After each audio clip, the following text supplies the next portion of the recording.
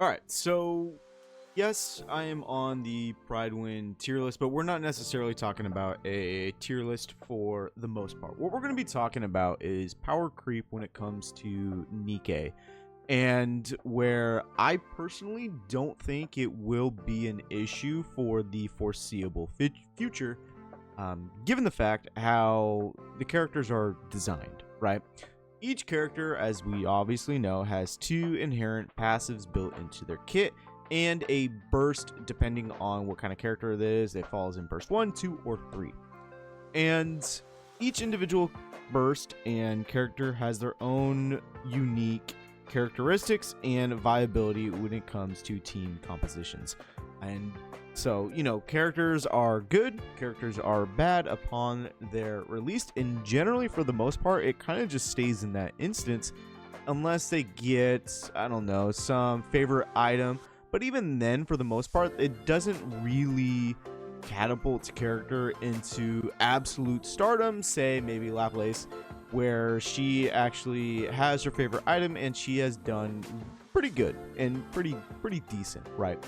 So why I'm saying power creep isn't really going to be an issue is given the fact how long some of these characters have been available to us and the fact that they are still in certain situations. Obviously, Litter is, I think, probably the biggest example, given the fact of her massive burst damage boost capabilities to all your teammates. That is, quite frankly, unmatched even now, a little over 2 years into the game. And we also have other characters now, whereas, yes, they aren't launch characters, they're still very strong. That being Blanc and Noir, the bunny girls. Now, you can make an argument that, yeah, Noir used to be SS and she dropped into S tier. However, in terms of what she specifically does, is still very strong, and running them together is very much a key component in team building, whether that be for story, individual events, so on and so forth.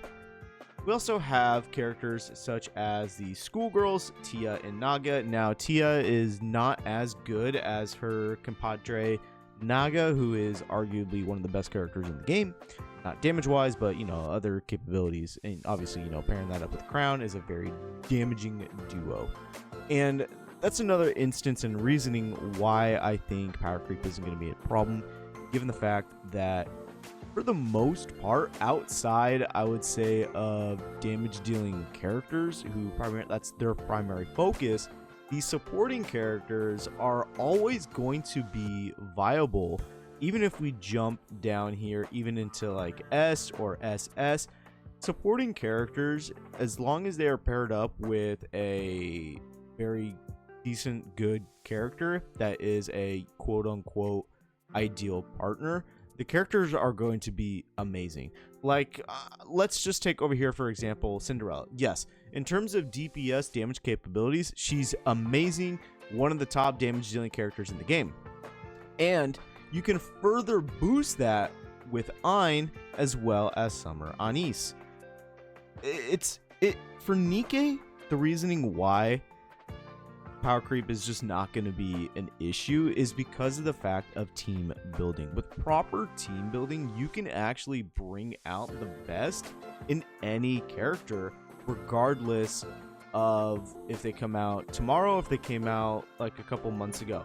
Now, yes, you can make an argument like some of these characters down here, yeah, they're just not good, and it's going to be impossible to make them shine. But they aren't coming out up here and then sliding all the way down here. They come out and are bad to begin with, and the community has come together in understanding that certain characters are going to come out bad, right? It's just the way it's going to happen, and that's just the way it is. And there's really no complaints when it comes to that. In terms of meta characters and characters who are actually very strong and viable and good, they stay up here. They hardly ever slide off or are just outright just replaced, right? It's it is kind of surprising when it comes to a gacha game when it does that. Now, will that be the case forever? No, probably not. Obviously, they want to make sure they release characters who come out that are a little more shiny and a little more damage dealing, and that's fine. But for damage dealing purposes, the characters are always going to be viable and good. Like Red Hood, not Rappy, but just regular Red Hood. She came out during the first anniversary. A little over a year now has already gone by, and she's still arguably the best character to get for a new player to start the game. She's that good and powerful, and for the most part, typically that's not going to be the case. And also having that capability of go burst 1, 2, and 3 is very unique in her own right. So each character brings their own little nuances and quirks, and if they have their buddy, it's fine. So I just don't see power creep being a problem in the game. Now, will a character out damage another character? Yeah, absolutely. That's just gonna happen. Like Rappy Red Hood, I think generally out damages Red Hood on a consistent basis, but that's fine. It just meaning that a character just out damages somebody is fine. When I mean power creep, I mean we're talking these two in this instance. Rappy, if she does a stupid amount of more damage and does a bunch of other stuff that Red Hood can't, she's replaced. But they are both compatible, and they both can do a lot of damage on one team. So I just don't see power creep ever becoming a problem when it comes to this game.